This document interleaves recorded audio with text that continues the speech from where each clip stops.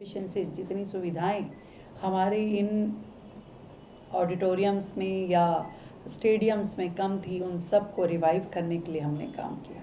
और सही कहा कपिल जी ने कि कॉन्सर्ट इकोनॉमी एक बहुत बड़ा सेगमेंट है जिस पे किसी राज्य को कंसंट्रेट करना चाहिए और उस पर काम करना चाहिए। और इसमें मदद हमारी की Eva event entertainment management association ने और PHDCCI PhD chamber of commerce and industry ने, जिन्होंने लगातार हमारे पर्यटन मंत्रालय मंत्री जी के साथ मिल कर के इंडिया को कल्चरल एंड क्रिएटिव हब बनाने की दिशा में कैसे काम हो, उस पर लगातार प्रयास किया।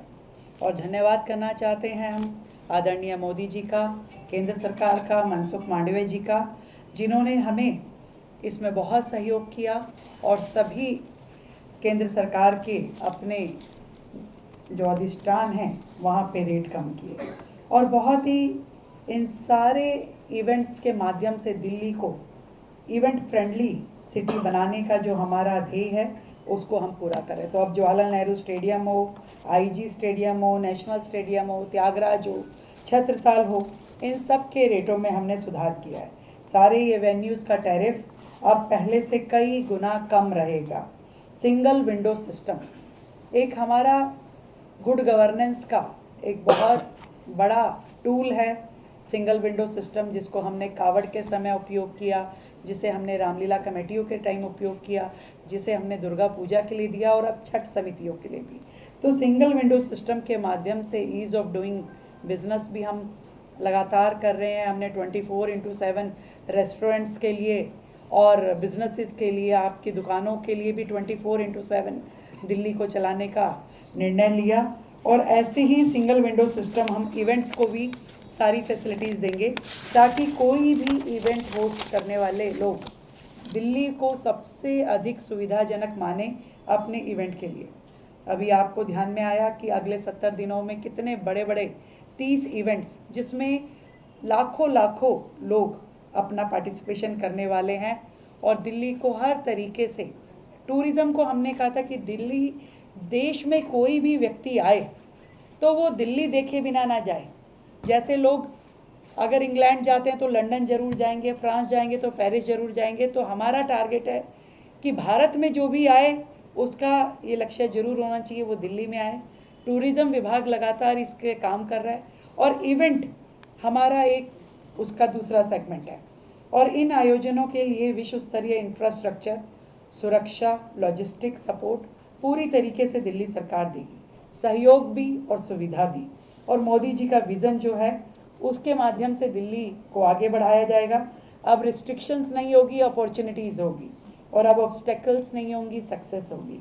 तो आत्मविश्वास के साथ दिल्ली बढ़ेगी और पूरे देश में जो लगभग 150 अरब का ये लाइव एंटरटेनमेंट इंडस्ट्री है उसमें दिल्ली का जो शेयर बनता है 2.5 से 3 हज़ार करोड़ का, दिल्ली ज़रूर उसे अब गेन करेगी। और अपने क्रिएटिव दिल्ली के लिए मैं चाहती हूँ कि सभी दिल्लीवासी तैयार हो जाएं। बहुत सारे कॉन्सर्ट्स हैं, बहुत सारे इवेंट है, फेस्टिवल टाइम है, सब लोग मिल कर के अब इंजॉय करें। पूरे देश के लोग दिल्ली में आएंगे, पूरे विश्व के लोग दिल्ली में आएंगे और दिल्ली तैयार है उनका स्वागत करने के लिए। Thank you so much. हाँ, एक चीज़ और मुझसे मिस हुई। दिल्ली में हम इवेंट वेन्यू, मतलब जहाँ लाखों लोग इकट्ठे एक टाइम पे किसी कॉन्सर्ट में, किसी इवेंट में पार्टिसिपेट करें, ऐसे इवेंट हम डेवलप करेंगे जो कि वर्ल्ड क्लास फैसिलिटीज़ के साथ होंगे, जहाँ बड़े बड़े इवेंट हो पाएंगे। दिल्ली अब इवेंट फ्रेंडली होगी, दिल्ली में लोगों का उत्साह बढ़ेगा और लोग यहाँ आना चाहेंगे। Thank you. इसको लॉन्च करेंगे हम अपने पोस्टर को।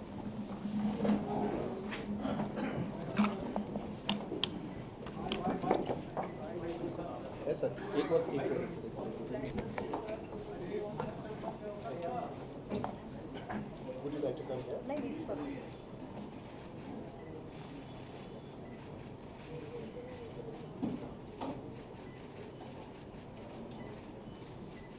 Pass is not allowed. Thank you. Thank you. क्या आज यमुना पे आपने विजिट किया, थोड़ा सा यमुना पे बोल देते हैं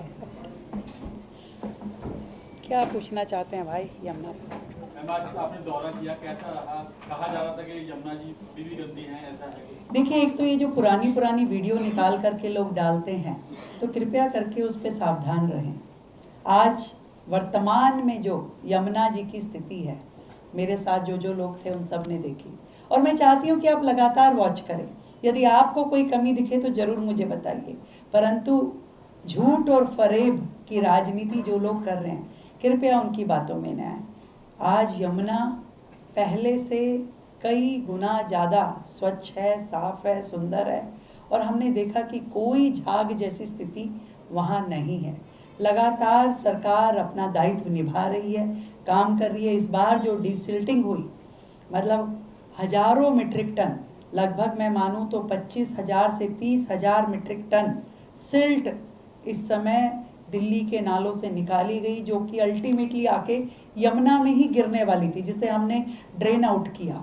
और इसी तरीके से हर नाले की टैपिंग करके जो STPs बनाने का काम हमने शुरू किया।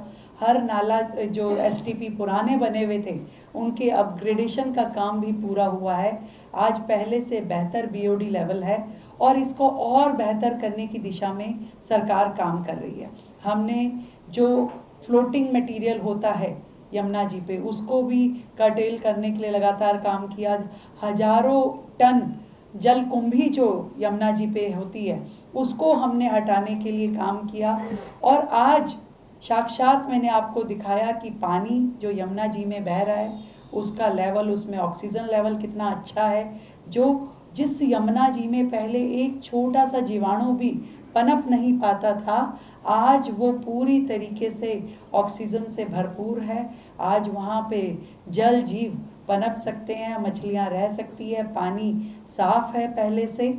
और काम करने की ज़रूरत है। जितना 6 महीने में एक सरकार कर सकती थी, उससे अधिक करने का हमने प्रयास किया है, ईमानदारी से किया है लगातार। इसमें धन्यवाद मैं देना चाहती हूँ केंद्र सरकार का भी, पूरा सपोर्ट हमें मिला है। और पहले भी यमुना जी पे सपोर्ट दिल्ली सरकार को मिलता रहा था, अमृत 1 में, अमृत 2 में, परंतु उनकी ना नीति स्पष्ट थी, ना नियत साफ थी।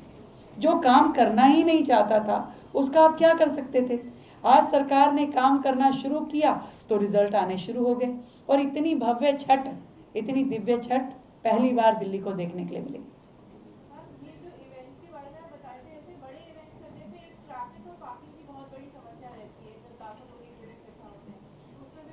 देखिए, सारी चीज़ें मैनेज होगी, इसीलिए तो हम बैठे हैं कि भी आज जो सुविधाएं हमें देनी है, जो काम हमें करने हैं, वो सारे काम हम करेंगे और दिल्ली को इवेंट फ्रेंडली बनाने की दिशा में आगे लेके जाएंगे। Thank you.